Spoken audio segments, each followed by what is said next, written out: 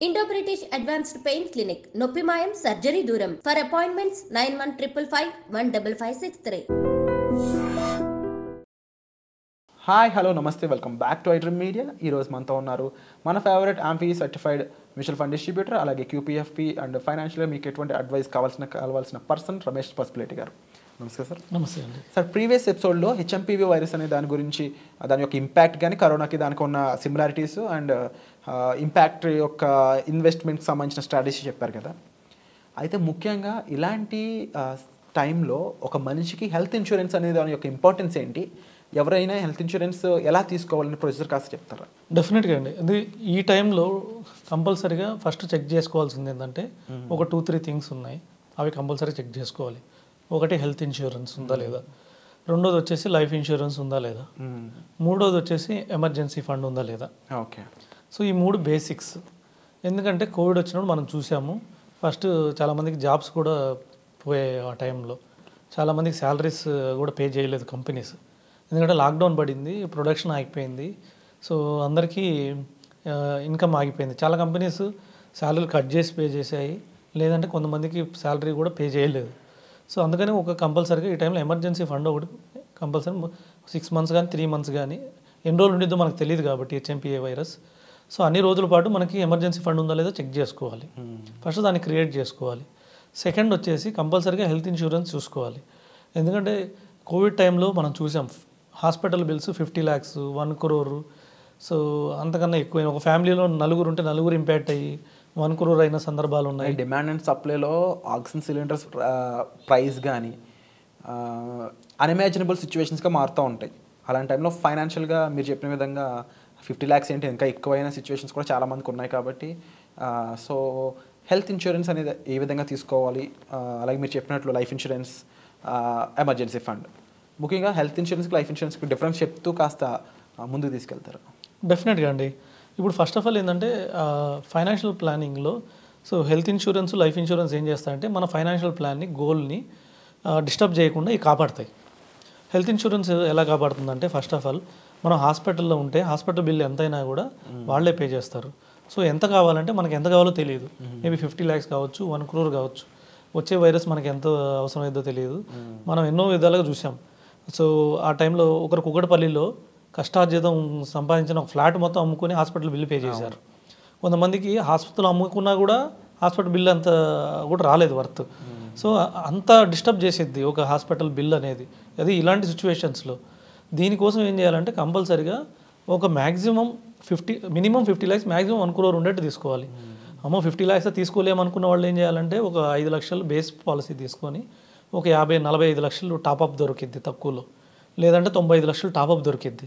ఈ టాపప్ 2 నుంచి 5,000 రూపాయల ప్రీమియంలో వచ్చేసిద్ది. మామూలు బేస్ ప్లాన్ వచ్చేసి 15 నుంచి 20,000 రూపాయలు వచ్చేసిద్ది. ఓవరాల్ చూస్తే 20-25 వేలలో ₹1,00,00,000 ఇన్సూరెన్స్ వచ్చేసిద్ది ఫ్యామిలీ మొత్తానికి. ఇది ఉందా లేదా చెక్ చేసుకోవాలి. ఇది లేకపోతే ఇమీడియట్గా ఒక మంచి కంపెనీ ద్వారా, సో టాప్ కంపెనీస్లో మంచి కంపెనీ ద్వారా ₹1,00,00,000 టర్మ్ ప్లాన్, ఒక హెల్త్ ప్లాన్ తీసేసుకుంటే మన ఆస్తులు అమ్ముకోవాల్సిన అవసరం ఉండదు. First point. సో రెండోది, మనం ఆల్రెడీ చూసాం కదా అప్పుడు లేని వాళ్ళు మిస్టేక్ చేసామని బాధపడ్డారు కాబట్టి ఇప్పుడు మనం సేమ్ మిస్టేక్స్ చేయకూడదు. ఆల్రెడీ మనం తెలుసుకున్నాం కాబట్టి దాన్ని చూసి నేర్చుకోవాలి. రెండోది వచ్చేసి టర్మ్ ప్లాన్ ఉంది. టర్మ్ ప్లాన్ వచ్చేసి మనం కోవిడ్లో చిన్న యంగ్స్టర్స్ కూడా చనిపోయారు. సో పెద్ద వాళ్ళే కాదు, పెద్ద వాళ్ళకి చాలామందికి రిస్క్ జరిగింది, మనకు తెలిసిందే. ఓల్డ్ ఏజ్లో ఉన్న వాళ్ళకి సో చాలామందికి రిస్క్ జరిగింది. అదే వాళ్ళకన్నా ఇంపాక్టు యంగ్ బాయ్స్ 25, 35, 40 years ఈ లోపల ఉన్న వాళ్ళకి ఎక్కువ ఇంపాక్ట్ ఎక్కువ ఉంటుంది. ఎందుకంటే వాళ్ళ మీద ఆధారపడిన వాళ్ళు ఎక్కువ ఉంటారు. ఇప్పుడు సపోజ్ 35 years పర్సన్ అంటే మిడిల్ ఏజ్లో ఉన్న పర్సన్, ఒక 2 children ఉంటారు, స్కూల్ గోయింగ్ చిల్డ్రన్ ఉంటారు, 5-10 years చిల్డ్రన్ ఉంటారు. వాళ్ళకి పిల్లలకి చదువుల కోసం ₹1,00,00,000 కావాలి. ఒక పిల్లవాడు ఉంటే ₹1,00,00,000 కావాలి, 2 పిల్లవాళ్ళు ఉంటే 2 crore కావాలి. ఇంకా ఆడపిల్లలు ఉంటే కొద్దిగా మ్యారేజ్కి కూడా కొద్దిగా అమౌంట్ కావాల్సి వస్తుంది. ఇవన్నీ లేకుండా నార్మల్గా ఉంటే, ఇన్సూరెన్స్ అనేది లేకుండా ఉంటే, రేపు అనుకోకుండా ఏమన్నా జరిగితే ఈ 2 crore 2 పిల్లల ఎడ్యుకేషన్, 2 crore ఎలా చేయాలి, తర్వాత ఫ్యామిలీ కూడా గడవాలి కదా. మంత్లీ వాళ్ళ ఫ్యామిలీకి 2 పిల్లలు ఉన్నారంటే తక్కువ 25,000 నుంచి 30,000 అయితే అవుతుంది కదా ఫ్యామిలీకి. ఏది పిల్లలకి ఎడ్యుకేషన్ కట్టుకొని, రెంట్ కట్టుకొని, తర్వాత మొత్తం అన్నీ ఇంట్లో ఉన్న ఖర్చులన్నీ కావాలంటే ఈజీగా 15 నుంచి 20,000 లేకుండా నడవదు. సో ఇవన్నీ ఎక్కడి నుంచి వస్తాయి? సో సంపాదించే వాళ్ళకి ఏమైనా జరిగితే ఇవన్నీ ఎక్కడి నుంచి వస్తాయి? దీనికి ఆన్సర్ ఏంటంటే మనకి term plan. So term plan తీసేసుకుంటే ఈ టెన్షన్ ఉండదు. టర్మ్ ప్లాన్కి ఎంత ప్రీమియం అవుతుంది? మహా అయితే 10,000, 15,000, 20,000 ఏజ్ని బట్టి.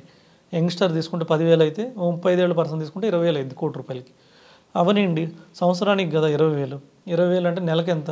₹600. సో 6,000. సో 600 అయినా కూడా మనకు ప్రాబ్లం లేదు. మనకు చూస్తున్నాం కదా, యాడ్స్ చూస్తున్నాము.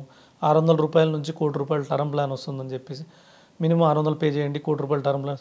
సో 600 యంగ్స్టర్స్కి ₹600 నుంచి స్టార్ట్ అవుతుంది ₹1,00,000 టర్మ్ ప్లాన్. కొద్దిగా ఏజ్ పెరిగే కొద్దిగా పెరుగుతుంది, కానీ తప్పదు. ఎందుకంటే ఆధారపడిన వాళ్ళకి వాళ్ళకున్న గోల్స్కి ఇవి డిస్టర్బ్ కాకూడదు.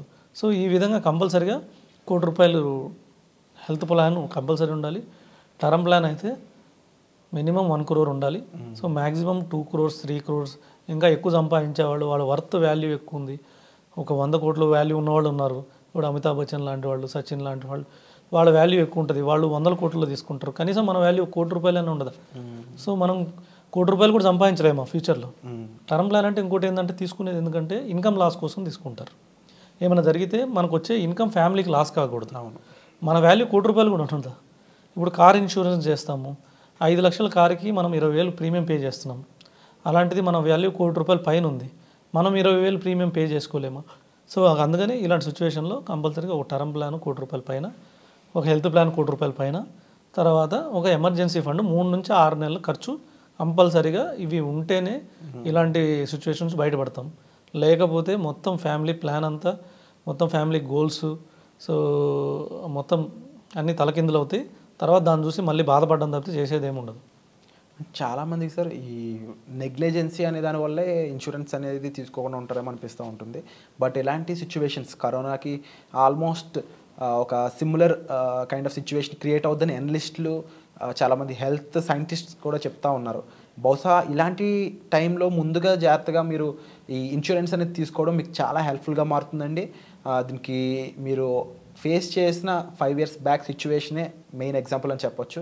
అండ్ రమేష్ గారు చెప్పిన విధంగా మినిమం 1 crore పాలసీ ఉండే విధంగా మీరు ఆ ఇన్సూరెన్స్ తీసుకునేటట్టు చూసుకోండి. దీనికి సంబంధించి మరిన్ని జాగ్రత్తలు విషయాలు తెలుసుకోవాలనుకున్నట్లయితే మీరు డిస్ప్లే అవుతున్న నెంబర్స్ కాల్ సార్తో మాట్లాడచ్చు. అదర్వైజ్ మీరు కామెంట్ సెక్షన్లో వాటిని మెన్షన్ చేసినట్లయితే ఇన్సూరెన్స్ గురించి మీకు ఇంకా ఎలాంటి విషయాలు తెలుసుకోవాలనేది మేము తప్పకుండా వాటిపై మరిన్ని ఎపిసోడ్స్ చేయడానికి మాకు పాసిబిలిటీ ఉంటుంది. And thank you so much for the information sir. Emergency fund గురించి తప్పకుండా వచ్చే ఎపిసోడ్ మనం డిస్కస్ చేద్దాం. Thank you so much. Welcome అండి.